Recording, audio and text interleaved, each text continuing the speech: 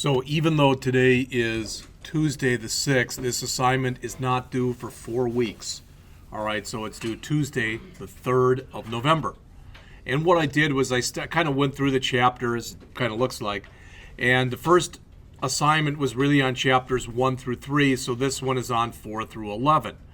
So as it says, you'll be adding to your loan amortization website that you created in the first homework. So if you're not already using a master page, which you were supposed to do anyway, make sure you have one. And every page, if possible, should be linked to that master page. Now, if you decide you're going to create a custom error page that's going to look totally different, if you want to do something like that, that doesn't have to be, of course, linked to a master page. All right. Also, go in and take a look at the themes and the skins, because I want you to do something. I'm making it very free format. All right.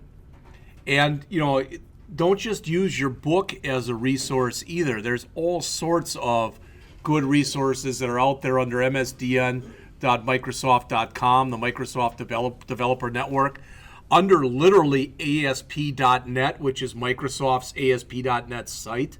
So there's a lot of stuff out there.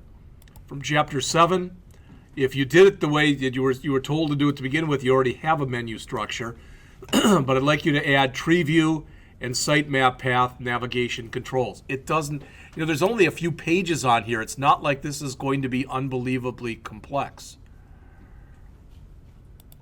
For Chapter 8, I'd like you to create some kind of a user-defined control, but not the one we already did. See, I'm learning as I get older. If you don't put something like that on there, people say, oh, just do the one we did in class. No, that's not learning. That's data entry. All right. So as it says, part of the grade for this will be based on the ingenuity you use when you create the control. In other words, I don't want it to be something where if you create a label that it automatically puts a period on the end of it for you. That, to me, is not a user-defined control. All right. All right. For Chapter 9, if you don't already have a contact page, make one. And I want you to make sure you've got at least one of every single kind of validator there is. You can use a validation summary. If you'd rather do it the other way, you don't have to use a validation summary. But you should already probably have a required field validator.